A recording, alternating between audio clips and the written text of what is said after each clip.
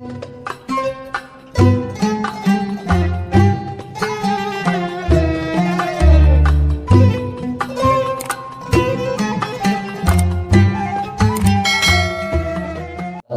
Ar-Rahiq Al-Makhtum, karya dari Imam Safiyuddin Al-Mubarakfuri.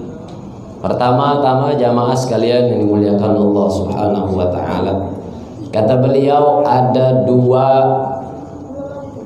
pendapat yang menjelaskan tentang kapan Nabi berangkat Isra. Nah ini kalau acara PHBI nggak dijelasin ini. Kapan Nabi berangkat Isra? Menurut Al-Imam At-Tabari di usia 40 tahun. Ingat-ingat, di usia 40 tahun. Menurut Imam Nawawi di usia 45 tahun.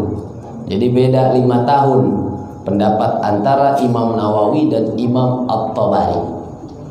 Ini yang perlu kita sampaikan, kenapa Nabi Muhammad harus berangkat Isra Mi'raj. Ada dua faktor besar. Faktor pertama, meninggal oleh istri tercinta. Istri Nabi yang tak pernah dipoligami adalah Khadijah binti Khuwailid. Istri Nabi yang mengikuti Nabi zaman Nabi masih nol, masih merakit, masih harus berjuang keras, banyak tantangan, banyak rintangan, banyak hambatan. Yang menemani beliau setia namanya Khadijah, janda yang udah 2 kali nikah, bukan sekali, 2 kali. Jadi kalau kalian mau cari janda yang udah 2 kali nikah, itu baru sunnah Nabi. Jangan yang udah sekali, yang 2 kali udah nikah. Udah belewer apa belum itu? Khadijah adalah istri Nabi yang sudah 2 kali menikah dan sempat meyakini dirinya untuk nggak mau nikah lagi. Ketemu sama laki-laki yang tampan, kemudian jujur, baik hati, terkenal di kampungnya sebagai julukan Al-Amin. Nabi Muhammad punya gelar namanya Al-Amin, orang yang dapat dipercaya penuh. Itu namanya, bahasa Arabnya Al-Amin.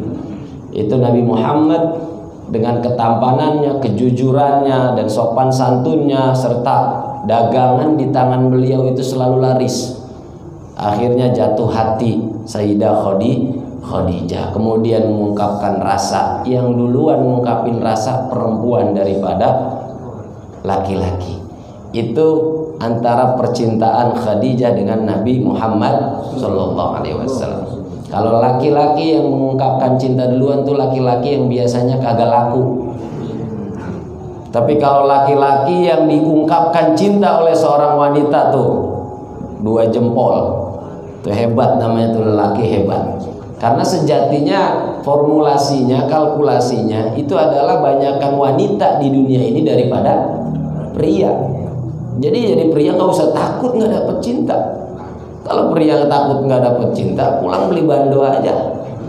Tapi kalau seandainya laki-laki itu jumlahnya jauh lebih sedikit, harusnya perempuan yang lebih takut daripada laki-laki yang nggak mendapatkan cinta. Khadijah itu meninggal dunia sebelum Nabi berangkat Isra Mi'raj. Kemudian Nabi Muhammad ditinggal oleh satu orang lagi yang setia menemani dan menghalangi bagi orang yang ingin membunuhnya, yaitu Abu Thalib, paman beliau yang berada di garda terdepan. Siapapun yang mengancam nyawa Muhammad, langkain dulu mayat gua, kata Abu Thalib. Di tahun yang sama meninggal dunia. Setelah meninggal dunia, Nabi Muhammad dapat fitnah, dapat cemoohan, celaan, hinaan. Apa hinaan yang sering muncul? Apa hinaan yang viral? Apa hinaan yang paling ramai saat itu? Muhammad, udahlah, jangan ngaku-ngaku sebagai nabi. Anda ini bukan nabi. Nggak usah meyakini orang lain untuk mengikuti Anda dan Anda menyampaikan bahwa Anda adalah utusan Tuhan. Yang namanya nabi dari dulu sejarahnya di Palestina, bukan di Mekah. Tuh kata orang-orang kafir Quraisy. Nggak ada sejarahnya nabi dari Mekah, udahlah. Lisan Anda yang Anda sampaikan bahwa Anda utusan Allah itu harus dihapus, harus tutup tarik kembali. Jangan sampai ya Anda ini justru malah bisa meninggal di sini. Kata orang-orang kafir Quraisy. Oh, satu sudah ditinggal istri, yang kedua ditinggal oleh paman yang menjaganya, yang ketiga dibully. Itu kondisi Nabi saat masih di Mekah. Akhirnya Nabi Muhammad merenung, hatinya gelisah dan memohon kepada Allah. Walhasil Allah panggil Nabi Muhammad untuk mengadakan jalan-jalan, yaitu dengan melalui Isra dan Mi'rajnya Nabi Muhammad SAW. Akhirnya jalan-jalan. Otak kalau udah rungsep, kepala kalau udah puyeng, jangan di rumah aja, beku lama-lama kayak batu es. Jadi apa? Harus keluar. Udah dagangan gagal laku, kerjaan di PHK, ya, kemudian nomor diblok lagi. Di rumah aja, butak otaknya deh. Keluar. Nabi Muhammad ketika dalam kondisi keluh kesah karena ditinggal kekasihnya, itu akhirnya diperjalankan oleh Allah Subhanahu wa ta'ala. Dijalanin, itulah namanya Isra Mi'raj. Singkat cerita, udah 10 menit lagi nih, 10 menit lagi. Isra itu adalah perjalanan di malam hari. Terjadinya sebelum hijrah, sebelum Nabi ke Madinah, masih di Mekah. Perintah sholat itu Nabi masih di Mekah, belum berangkat ke Madinah. Karena usia berangkat ke Madinah itu Nabi 53 tahun. Jadi 40 tahun atau 45 tahun itu masih di Mekah. Di Mekahlah menerima Nabi perintah salat. Maka itu disebutkan dalam Aqidatul Awam, wa qabla hijratin nabiyil isra min makkata lailan likud sin yudra. Wa qabla hijratin nabi, Nabi jalan itu sebelum hijrah. Sebelum berangkat ke Madinah, Nabi diperjalankan terlebih dahulu minal masjidil harami ilal masjidil aqsa. Itulah perjalanan Nabi Muhammad SAW. Singkat cerita, ya, malaikat Jibril datang bawa kendaraan. Kendaraannya namanya buruk, warnanya putih, punya sayap, bentuknya persis kayak himar, tapi lebih gede dari himar, lebih kecil dari kuda. Itu kendaraannya. Ada sayapnya, warnanya putih. Makannya apa? Nggak tahu, dari surga. Ini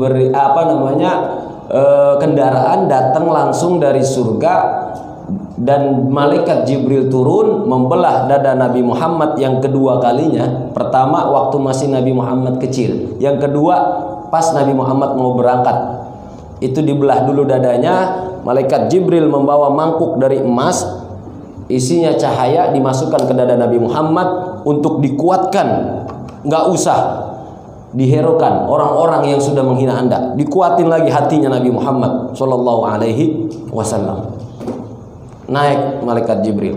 Jadi yang jemput Nabi Muhammad adalah malaikat Jibril. Jadi gojeknya itu malaikat Jibril. Yang jemput dengan yang dijemput mana mulia? Yang jemput dengan yang dijemput mana mulia? Yang dijemput. Yang dijemput lebih mulia. Inilah dalil kita juga harus meyakini bahwa mulia mana malaikat Jibril dengan Nabi Muhammad? Mulia Nabi Muhammadun sayyidul kaunaini wathaqalaini wal fariqaini min urbin wa min ajami. Nabi Muhammad yang lebih mulia, sayyidul kaunain, pimpinan dua alam, ya, Nabi Muhammad SAW. Jibril ngejemput naik buruk, kemudian berangkat minal masjidil haram ilal masjidil aqsa. Dari Masjidil Haram ke Masjidil Aqsa. Berangkat di waktu malam. Jadi Isra ini perjalanan di malam hari. Perjalanan di waktu malam hari itu disebut dengan Isra. Kalau Anda buntel tas mau berangkat dari rumah ke puncak, berangkatnya jam 12 malam, berarti Anda mau jalan-jalan. mau kabur dari rumah. Nah, itu adalah Isra. Nabi jalan minal Masjidil Haram ilal Masjidil Aqsa, sampai di Masjidil Aqsa dengan waktu yang singkat. Di sana ada para nabi. Lagi ngapain? Lagi nunggu kedatangan Nabi Muhammad sallallahu alaihi wasallam. Itu Nabi Muhammad masuk, sebelum masuk nyancang buruknya itu di tiang. Kebiasaan nabi-nabi terdahulu, kalau membawa kendaraan, sebelum masuk ke dalam masjid, kalau kendaraan itu sudah sampai di arena masjid, itu dikunci dulu. Jangan nggak dikunci. Ini nggak dikunci, ditanya sama temennya, kenapa kendaraan? Gua tawakal ala Allah. Di masjid itu nggak ada pencuri. Tahu-tahu pulang-pulang udah nggak ada. Nabi itu pernah ngomel sama sahabat yang punya kuda, yang punya kendaraan, kemudian datang ke masjid kagak dicancang itu kendaraan, langsung masuk sholat. Kata Nabi, mana kendaraan ente itu? Kenapa nggak diikat? Enggak ya Rasul, saya tawakal. Kata Nabi, tawakal itu setelah usaha. Akil hawa tawakal. Ikat dulu baru tawakal. Nabi Muhammad ikat itu kuda, itu apa namanya, buruk, kemudian masuk ke dalam, udah disambut oleh para nabi-nabi terdahulu min Adam ila Isa alaihissalam, dari zaman Nabi Adam sampai Nabi Isa. Akhirnya Nabi Muhammad ngapain di situ? Sholat. Kan perintah sholat belum ada. Kalau udah sholat, sholat sunnah mutlak namanya. Yang lain jadi imam. Wa taqaddamta lis-salati fa shalla kullu man fis samai wa antal imam. Itu kan ada. Kalau kita sebelum subuh itu, dari dulu di setel di radio Surabaya, namanya Radio Yasmara. Radio yang pertama kali nyiarin itu adalah Radio Yasmara tahun 1960. Yang nulis ini namanya Syekh Mahmud Khalil Al-Hassari. As-salatu wassalamu alaik ya imam al-mujahidin. Itu nyeritain tentang Isra Mi'raj. Ya man asra bikal muhaiminu laylan niltawal anamu niyamu. Nggak kalah kan suara gua mau korek tadi. Lu pada bengong sih. Berarti terkesima. Nilta wal anamu niyamu. Engkau Muhammad mendapatkan apa yang kau raih, sedangkan manusia lagi tidur. Wal anamu niyamu. Manusia lagi tidur. Ya man tasad, ya man apa? Tadi saya bilang ya man asra bikal muhaiminu laylan niltawal anamu niyamu wa taqaddamta lis-salati fa shalla. Engkau maju untuk melakukan sholat, fa shalla, kemudian yang lain ikut sholat. Kullu man fis samai wa antal imamu. Nah, semua yang ada para nabi itu tadinya di langit, di pintu-pintu langit, nanti akan saya jelaskan.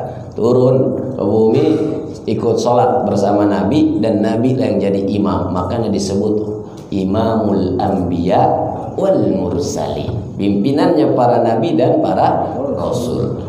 Naik nabi selesai ke atas langit, naik buruk lagi nih, nggak ngisi bensin buruk yang enggak ya, bukan premium, bukan pertalite. Naik nabi bersama buruk itu ditemani oleh malaikat Jibril ke langit pertama. Ketemu di langit pertama sama Nabi Adam, fatalaqqa bihi Adam. Ketemu sama Nabi Adam, ngucapin salam Nabi Adam, hormat penuh kepada Nabi Muhammad, dan mempersilahkan naik ke atas terus setelah diucapkan salam oleh Nabi Adam.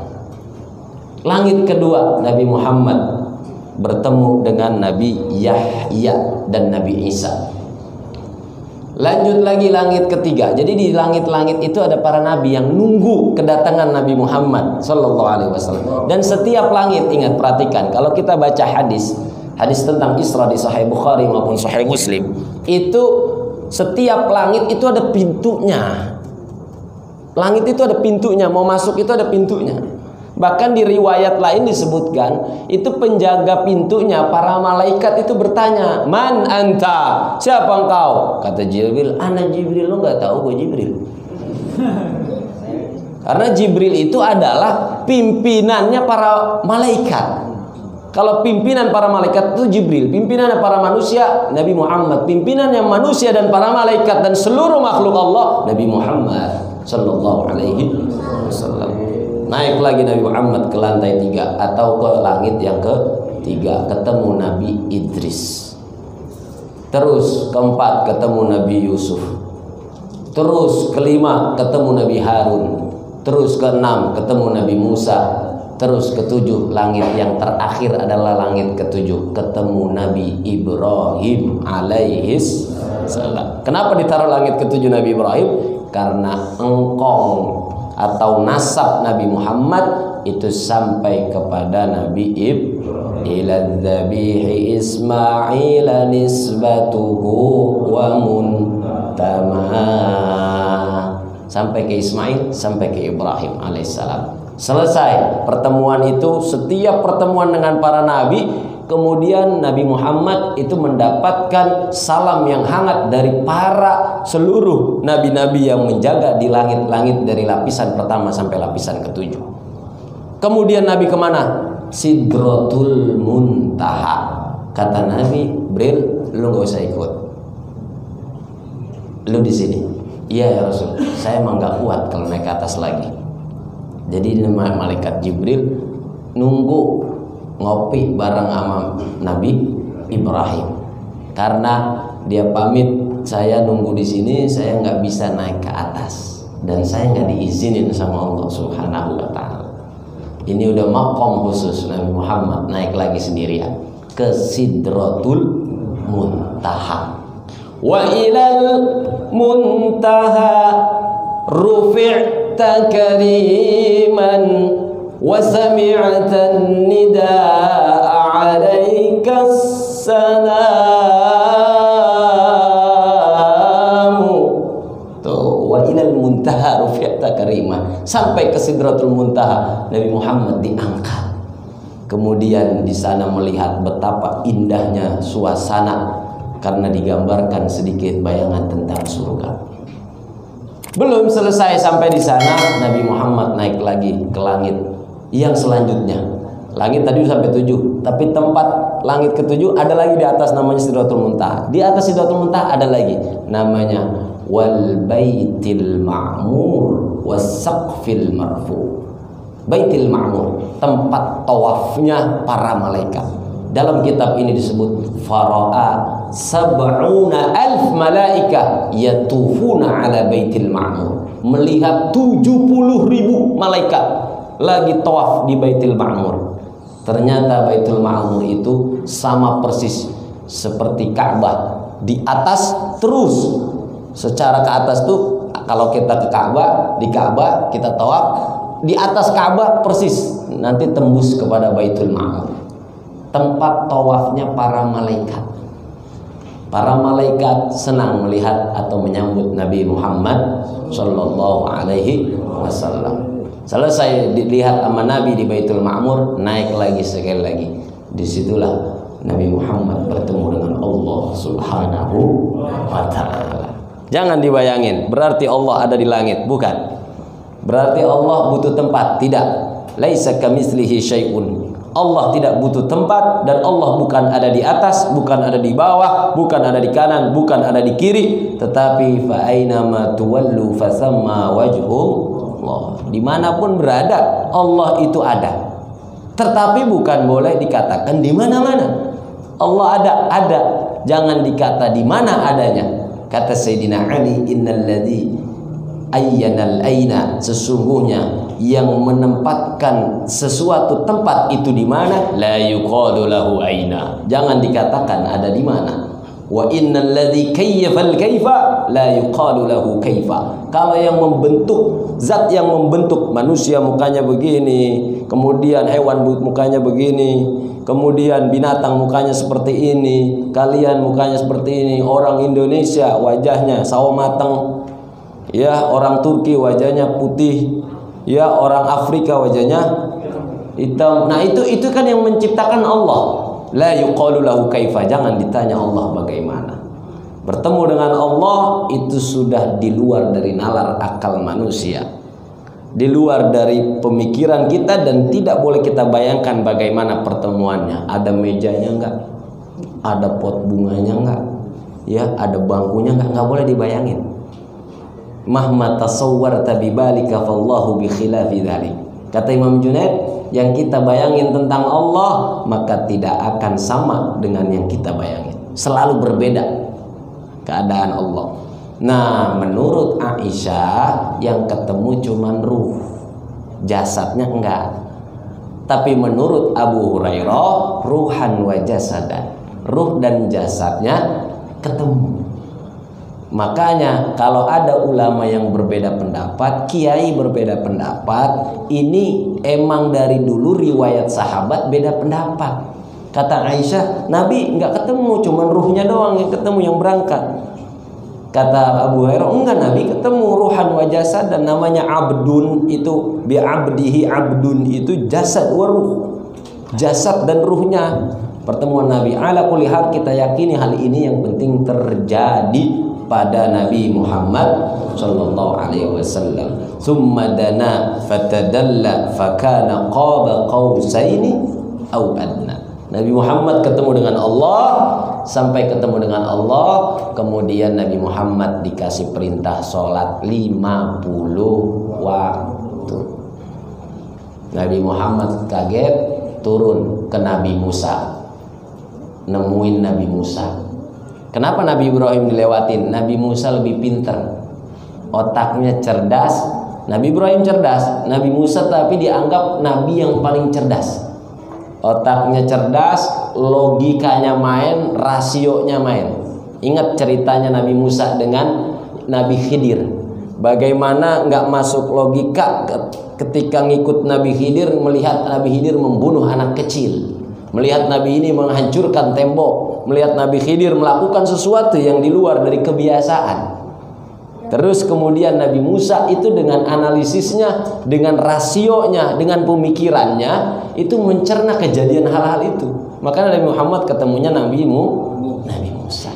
Nabi Musa ini fisiknya kuat, fisiknya hebat. Kemudian juga kalau orang dijotos satu orang, 10 ke belakang jatuh semua. Nabi Musa, karena memang Allah siapkan untuk menghadapi Fir'aun yang juga punya kekuatan luar biasa. Itu Nabi Musa. Kata Nabi Musa, ya Muhammad, nggak kuat, 50 nggak kuat, minta tawar sama Allah. Nawar boleh nggak? Boleh. Nawar sama Gusti Allah, nawar boleh. Nawar Nabi Musa memerintahkan kepada Nabi Muhammad. Kata Allah, udah 45, turun 45. Balik lagi, minta tawar lagi. Inna ummataka la tati. Bahasa Nabi Musa itu dalam hadis, umatmu gak akan kuat Muhammad. Minta lagi, kurangi 40. Naik lagi terus, naik turun. Ketemu sama Allah, ketemu nama Nabi Musa. Nah, ketemunya Nabi Musa karena Nabi Musa yang pernah mendengar kalimat Allah di dunia itu. Nabi Musa pernah mendengar, makanya disebut kalimullah, wa kallamallahu Musa taklima. Akhirnya nego sampai 5. Dari 50 jadi 5. Kalau 5 masih berani ditinggalin juga, kebangetan. Terlalu, kata Romai Rama, terlalu kebangetan. Itulah akhirnya disimpulkan jadi 5. Dan kalau masih 50 waktu, kesian pengantin baru timbang tamunya habis, udah azan, sholat lagi, kemudian masuk kamar, selesai sholat, buka baju, azan lagi. Akhirnya sholatnya nggak pakai baju, langsung sarungnya ditutup naik ke atas pusar. Udah bang, sholatnya nggak usah pakai baju biar nggak keazanan lagi. Habis sholat kemudian balik lagi baru buka sarung, azan lagi. Tuh kalau 50 waktu coba bayangin. Kapan dia untuk bisa bersenang-senang dengan istri, bercanda ria dengan anak? Karena 50 waktu full. Nggak ada waktu kita buat istirahat, waktu kita nggak. Akhirnya di korting jadi 5 tuh. Allah Maha Rahim, Allah Maha kasih sayang kepada hambanya sehingga dikasih cukup 5 waktu saja. 5 waktu 25 menit. Kalau satu waktu 5 menit kali 5 waktu 25 menit. Dikurangin dari 24 jam berapa tuh? Tinggal 23 jam 35 menit. Buat apa sisanya kita? Dokter bilang kalau yang baik orang membagi 3, 8 jam buat tidur, 8 jam buat kerja, 8 jam buat aur-auran. Nggak tahu nih aur-aurannya nih. Apa dia buat ya ngerjain sesuatu yang nggak jelas, apa buat apa maksiat, apa buat taat. Nah ini nggak tahu. Nah kalau logikanya seperti itu, maka ibadah kita kalau kita tidak niatkan setiap aktivitas kita karena Allah sangat sedikit. Mau ngarepin cuma 25 menit minta surganya Firdaus dari mana jalannya coba? Sholatnya udah kayak capung cebok. Dari mana sholat pakok udah. Apalagi bagi yang ninggalin sholat, nauzubillahi min dzalik. Ketemu Allah perintah itu dibawa pulangnya oleh-oleh bawa itu.